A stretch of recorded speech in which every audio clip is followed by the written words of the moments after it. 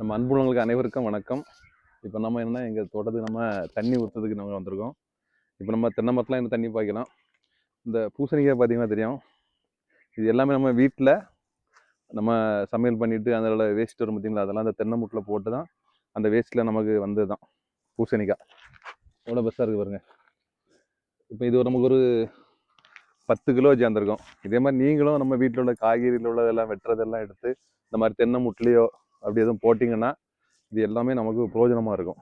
நம்ம இன்னொரு இடத்துல அங்கே வெள்ளரிக்காயும் அதே மாதிரி தான் போட்டு தான் நமக்கு ஒரு 3 அடி நீளத்தில் வெள்ளரிக்காயே 3 அடி நீளத்தில் இருந்து.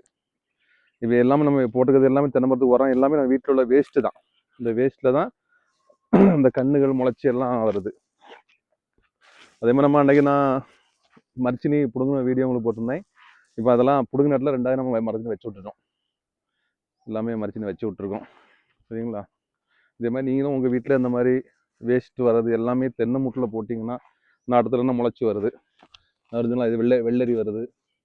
இது எல்லாமே முளைச்சி வரும்போது நம்ம அந்த தண்ணி நம்ம இதுக்குன்னு தண்ணி ஊற்றண்டா, நம்ம அதில் தண்ணி விட அந்த தண்ணியிலே அந்த சத்துலேயே இது நமக்கு வளர்ந்துடும். ஓகேவா? பாய்.